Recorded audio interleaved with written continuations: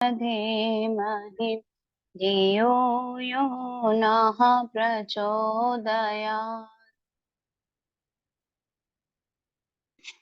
ओम गुरुर्ब्रह्मा गुरुर्विष्णु गुरुरेव महेश्वरा गुरुरेव परब्रह्मा तस्मै श्री गुरुवे नमः। अखण्डमण्डलाकारं व्याप्तं येन चराचरं तत्पदं दर्शितं येन तस्मै श्री गुरवे नमः। मात्रवत् लाले त्रिचा पितृवत् मार्गदर्शिका नमोऽस्तुते गुरु सत्ताये श्रद्धा प्रज्ञायुता चया। ॐ श्री गुरवे नमः। आवाहयामि स्थापयामि ध्यायामि ततो नमस्कारं करोमि।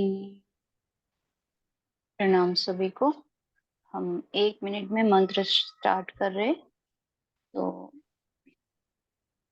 1 मिनट बस।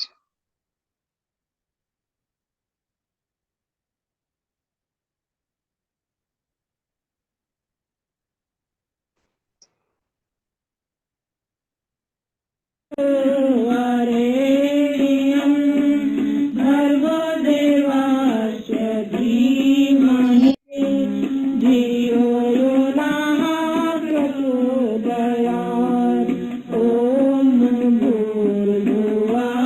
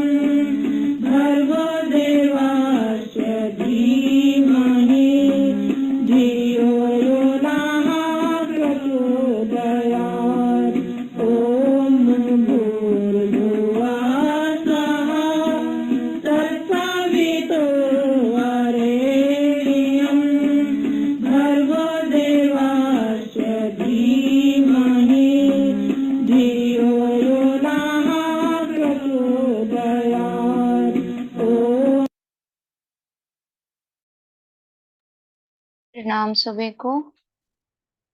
हम लोग शुरू कर सकते हैं। बाबू जी, कौन से पेज से पढ़ना है? 118 से पढ़ना है?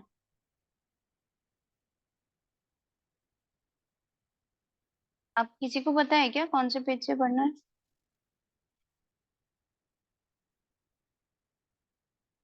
हेलो, आवाज आ रही है क्या हमारी? बेटा आप गुंजन वगैरह से पूछ लो, मैं अपने कमरे में पहुंच करके बताता हूँ किताब खोल के। ठीक है? अच्छा अच्छा। हाँ अच्छा बाबू जी, तब यहीं तक से आप पढ़ना है। हम पढ़ना शुरू कर लेते हैं यहाँ से। यहीं से हाँ पढ़ना आप है करो शायद। करो। हाँ आप करो। जी। भद्रं मिक्षन्तर्षयः स्वर्वेदस्तपो दीक्षामुपनिषेदुरग्रे ततो राष्ट्रं बलिमोजश्च जातं तदस्मै देवा उपसन्मन्तु। अथर्ववेद 19/41। भावार्थ, आत्म कल्याण की इच्छा करने वाले पुरुष को पहले तप की दीक्षा दी जाती है। इससे शरीर बल, मनोबल तथा पद प्रतिष्ठा मिलती है और सुख प्राप्त होता है। संसार के सभी महापुरुषों ने तप करने पर बड़ा बल दिया है। जीवन में अधिक से अधिक सुख और आनंद प्राप्त करने के लिए तप आवश्यक है। परंतु तप है क्या? आजकल तप के नाम पर पाखंड बहुत हो रहा है। अपने शरीर को तरह तरह से कष्ट देने का नाम तप नहीं है। तप का अर्थ है धर्म, सत्य और न्याय मार्ग पर चलते हुए जो विघ्न, बाधाएं और कष्ट आए उन्हें सहते हुए आगे ही बढ़ते जाना। तप का अर्थ है भूख, प्यास, गर्मी, सर्दी, दुख, सुख, हर्ष, शोक और मान अपमान को समभाव से सहन करना। तप का अर्थ है भोजन, वस्त्र, व्यायाम, विश्राम, अध्ययन आदि सभी बातों में आवश्यकता के अनुकूल आचरण, जिससे शरीर पूर्ण स्वस्थ रह सके। गीता के अनुसार तप 3 प्रकार का है: शारीरिक तप, वाणी का तप और मानसिक तप। शरीर से हम गुरु, ब्राह्मण, विद्वान आदि का पूजन करें, नम्र और विनीत बने, पवित्र और स्वच्छ हों, आंख, कान, हाथ, पाँव, जीवा आदि सभी इंद्रियों को वश में रखें, किसी भी प्राणी को कष्ट न पहुंचाएं। वाणी से हम दूसरों को कष्ट देने वाली और चुभने वाली बात ना कहें, सदा सत्य बोलें पर कटु सत्य ना बोलें, प्रिय और मीठा बोलें, उत्तम ग्रंथों का अध्ययन और चिंतन मनन करें। मन से हम प्रसन्न रहें, शांत रहें, मौन रहें, मन का निग्रह करें और अंतःकरण को पवित्र रखें। यह मानस तप है। मनुष्य के क्षुद्र स्वास्थ्य इस उच्च भावना के विरोधी हैं। अतः ऋषियों को मनुष्यों में इस भावना के जमाने में बड़े कष्ट सहने पड़े, बड़ी बड़ी तपस्याएं करनी पड़ी, परंतु वे दृढ़ संकल्प का व्रत ग्रहण किए हुए थे, दीक्षित थे, मानो इसी प्रयोजन से जन्मे थे। अतः उन्होंने अपना व्रत पूर्ण किया। उनका अपना कुछ भी स्वार्थ न था, केवल लोक कल्याण के लिए ही तप का अनुष्ठान किया था। अधिकांश लोगों में यह भ्रम है कि तपस्या घोर घने जंगलों में ही होती है, जिसमें भूखे प्यासे रहकर शरीर को सुखा दिया जाता है। यह विचार पूरी तरह से असत्य और आधारहीन है। सत्य तो यह है कि संसार में रहते हुए विपरीत परिस्थितियों से जूझने का नाम ही तपस्या है। इससे शरीर, मन व आत्मा की शक्ति बढ़ती है। तप का वास्तविक अर्थ यही है कि मनुष्य अपने वैयक्तित्व स्वार्थों को त्याग दे, सब एक दूसरे का भला चाहें और उनमें सामुदायिक भले की भावना उत्पन्न हो। सब व्यक्तियों में उत्पन्न इस भावना की मूर्ति ही राष्ट्र है। ऐसे तपस्वी नागरिकों की ऊर्जा ही राष्ट्र को बलवान और तेजस्वी बनाती है। भागीरथ जैसे ऋषियों के तप के प्रभाव से यह भारत राष्ट्र स्वर्गादपि गरीयसी कहलाया और संसार में सोने की चिड़िया की उपाधि से विभूषित हुआ। समाज और राष्ट्र के हित में अपना सर्वस्व निछावर कर देना ही तप है। हम भी तप के वास्तविक अर्थ को अपने दैनंदिन जीवन में उतारकर उन्नति के शिखर पर विराजमान हो सकते हैं।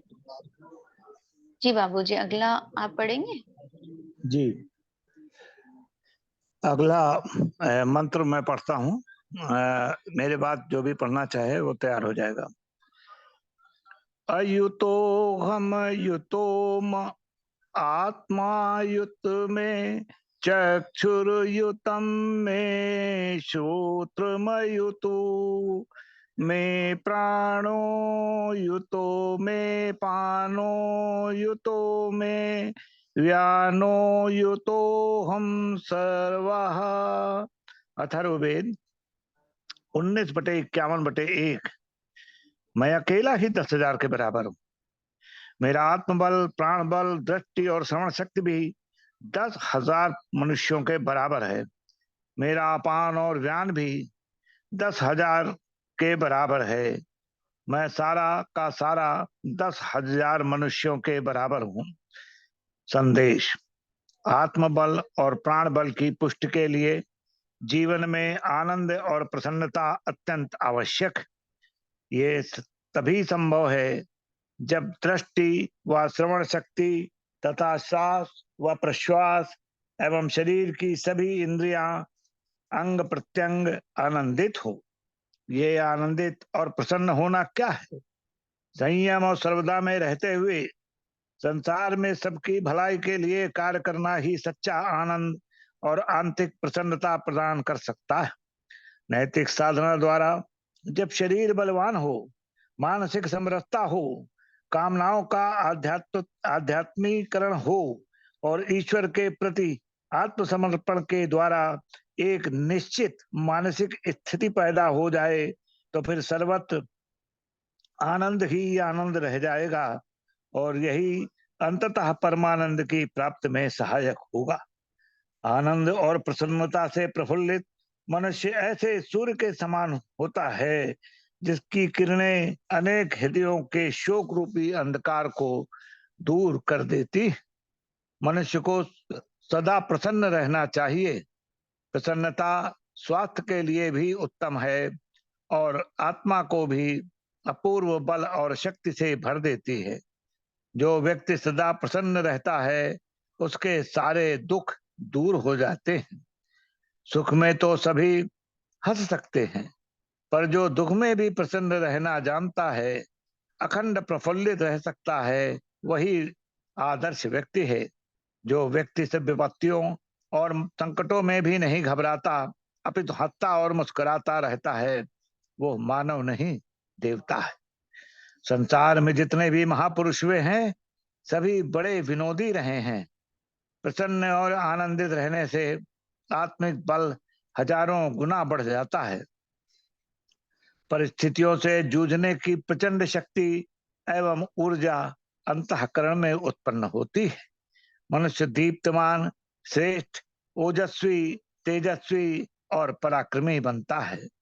भगवान राम और योगेश्वर श्री कृष्ण के जीवन को देखो।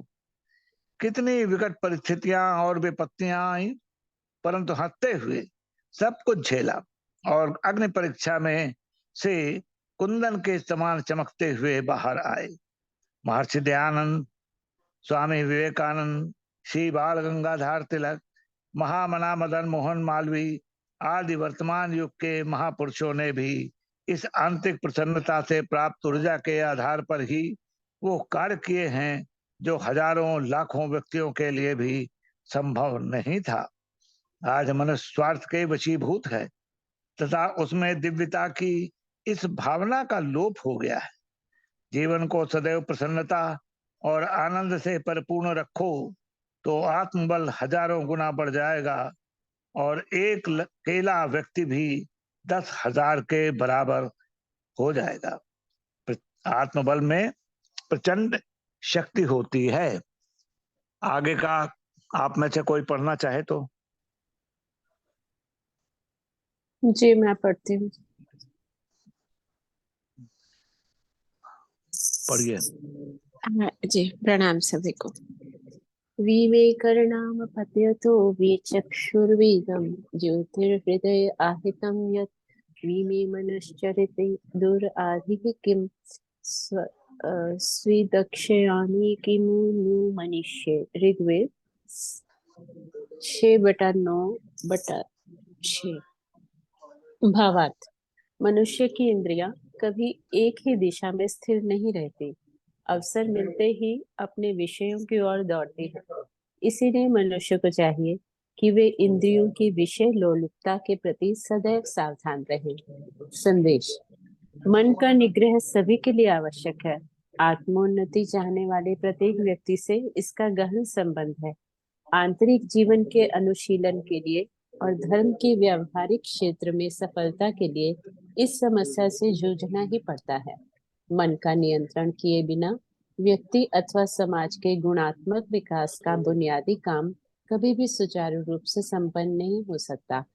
धार्मिक क्षेत्र में तो मन को एकाग्र रखना बड़ा ही कष्ट साध्य होता है। आंख बंद करके जप या ध्यान के लिए बैठते ही सभी इंद्रियां मन विद्रोह करने को मचलने लगती हैं। आंख, नाक, कान जरा सा संकेत पाते ही विचलित होकर इधर उधर भागने लगते हैं और मन तो न जाने कहाँ कहाँ के विचारों को अपनी पिटारे से निकाल कर बैठ जाता है। भगवान का नाम लेने में जरा भी ध्यान नहीं लगता। यही हाल हमारा व्यावहारिक क्षेत्र में भी होता है। कोई भी कार्य ढंग से कर ही नहीं पाते। मन चारों ओर भागता रहता है और काम बिगड़ जाने पर दुख व पश्चाताप होता है। मन की चंचल अवस्था भय, वासना और अपवित्रता के कारण होती है। इसी से हमारे अंतःकरण में एकाग्रता व तन्मयता की ज्योति इधर उधर हिलती है, कांपती है और बुझने लगती है। मन को भोगों के पीछे दौड़ने देकर और इंद्रियों का गुलाम बनाकर हम ऐसी स्थिति ला देते हैं जिसमें आत्मा की स्वाधीनता नष्ट हो जाती है। इंद्रिय संयम और पवित्रता का जीवन ही मुक्ति प्रदान करता है। आध्यात्मिक जीवन संघर्ष और परिश्रम का एक कठोर जीवन है। हम मुक्ति और निर्भयता चाहते हैं, शरीर और मन की सीमाओं से छुटकारा पाना चाहते हैं, किंतु जब तक हम अपनी इच्छाओं और लालसाओं से चिपके रहेंगे तब तक यह संभव नहीं है। मन की इस चंचलता को एक नियमित दिनचर्या के पालन द्वारा बहुत हद तक कम किया जा सकता है। सुव्यवस्थित ढंग से सोचने की और तदनुसार कार्य करने की आदत डालनी चाहिए। व्यक्तित्व के सभी अंगों में पूर्ण सामंजस्य होना चाहिए। उसके लिए सबसे महत्वपूर्ण है चित्त शुद्धि। सर्वप्रथम संयम के द्वारा और अधिक गंदगी जमा नहीं होने देना चाहिए। साथ ही विवेक द्वारा पुरानी भ्रांत धारणाओं तथा कषाय कल्मशों को दूर करना चाहिए। चित्त शुद्धि की प्रक्रिया बहुत धीमी होती है, पर अभ्यास से यह संभव हो सकता है। मनोनिग्रह एक बहुत ही मजेदार भीतरी खेल है। हारने की संभावना के बावजूद भी एक खिलाड़ी की मनोवृत्ति से इस खेल का भरपूर मजा लिया जाना चाहिए। यह खेल हमसे पर्याप्त मात्रा में कौशल, सतर्कता, विनोदप्रियता, सहृदयता, रण चातुर्य, धीरज और शौर्य की अपेक्षा रखता है, जो सैकड़ों असफलताओं के बाद भी हमें टूटने से बचाता है। यह आत्मबल का ही कमाल है। आगे कोई पढ़ेंगे? कोई पढ़ना चाहता है बेटे? नहीं तो रचना जी, अगर आपके पास समय है तो आप ही पढ़ दीजिए, मैं समरी कर दूंगा। जी अच्छा।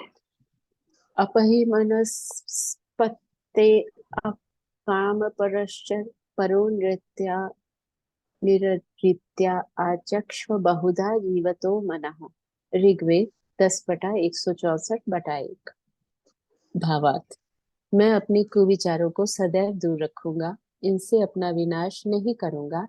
मेरे मन की शक्ति और सामर्थ्य अपार है, इसे बर्बाद न करूंगा। संदेश: संसार में हम जो भी कार्यकलाप देखते हैं, मानव समाज में जो भी गति हो रही है, हमारे चारों ओर जो कुछ हो रहा है, वह सारा का सारा केवल मन का ही खेल है। यह सब कर्म द्वारा ही नियमित होता है। कोई भी कर्म सर्वप्रथम मन में विचार के रूप में जमता है। इस विचार पर आंतरिक चिंतन मनन होता है और फिर उसे कार्य रूप में परिणित करने की इच्छा शक्ति जागृत होती है।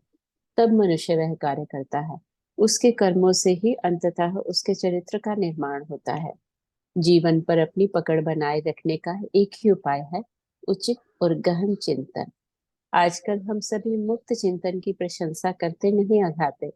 मुक्त चिंतन अच्छा है, पर उचित चिंतन उससे भी अच्छा है, और उचित चिंतन का गहन चिंतन में परिणत हो जाना अति उत्तम है। आत्मनिरीक्षण की आदत डाले बिना मन के अंदर क्रियाशील सभी विचारों पर उचित नियंत्रण रख पाना असंभव है।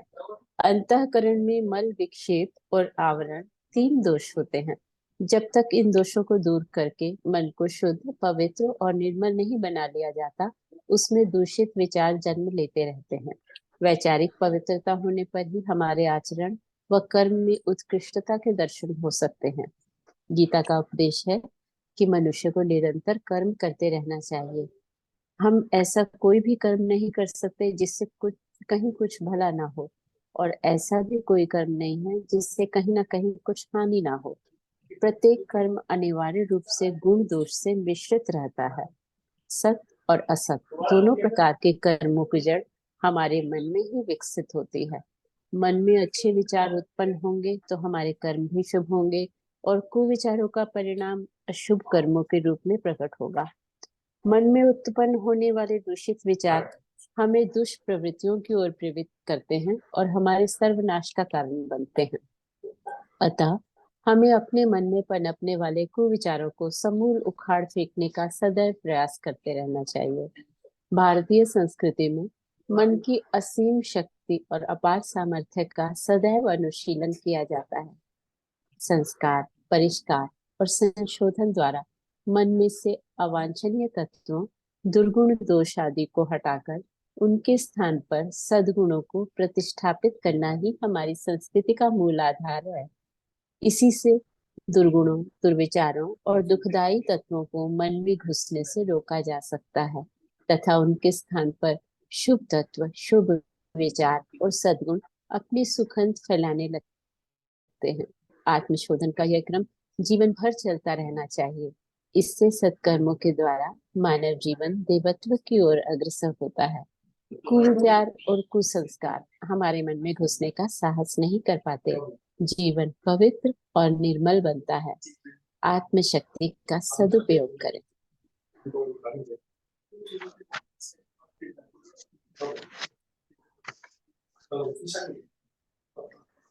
जी 2 बजने वाले हैं। तो आज स्वाध्याय समय से 3 मिनट पहले ही पूरा हो गया, जल्दी जल्दी पढ़ा लोगों ने। तो सबसे पहले शांति पाठ कर लें और उसके बाद जो समराइज करते हैं और आप जो भावाभिव्यक्ति है उसका क्रम चलाएंगे। ओम देव शांति अंतरिक्ष धर्म शांति पृथ्वी शांतिरापः शांतिरोषधयः शांति वनस्पतयः शांतिर्विश्वैदेवः शांति ब्रह्म शांति सर्वध्वम शांतिश्च मा शांतिरेधि। ओम शांति शांति शांति सर्वा अरिष्टाशु शांतिर्भवतु। ओम अस्तो मा सद्गमय तमसो मा ज्योतिर्गमय मृत्यो मा अमृतम गमय। तो ये जो हम लोगों ने आज 4 मंत्रों का स्वाध्याय किया, इसमें सबसे पहले मंत्र में परम पूज्य गुरुदेव ने तप और तपस्या के बारे में बताया। तप और तितिक्षा आत्म ज्ञान प्राप्त करने के मार्ग की 2 अनिवार्य साधनाएं हैं, तप और तितिक्षा। तप की गुरुदेव ने हम लोगों का एक बहुत बड़ा कंफ्यूजन दूर किया कि शारीरिक कष्ट लेकर के अपने शरीर को सुखा डालना, ये कोई तप नहीं है। तप का मतलब है सत्य, धर्म और न्याय के मार्ग में चलते हुए जो बाधाएं आए उनको शांति से, हर्ष के साथ सहना और समभाव, सुख हो, दुख हो, हर्ष हो, शोक हो, दोनों में समभाव से रहना, एक ही भाव से, जिसको योग वशिष्ठ में कहा गया सम दुखो समय कृत्वा लाभ हो जया जय। तो उसी बात को परम पूज्य गुरुदेव कह रहे हैं कि किसी भी स्थिति में समभाव से रहिए।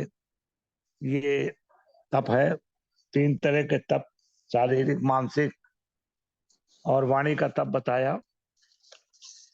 तो गुरुदेव ने अगले मंत्र में आत्म बल को समझाते हुए कहा कि हर व्यक्ति जो है वो कम से कम, अगर उसका आत्म बल अगर जागृत हो जाए तो वो 10,000 मनुष्यों के बराबर।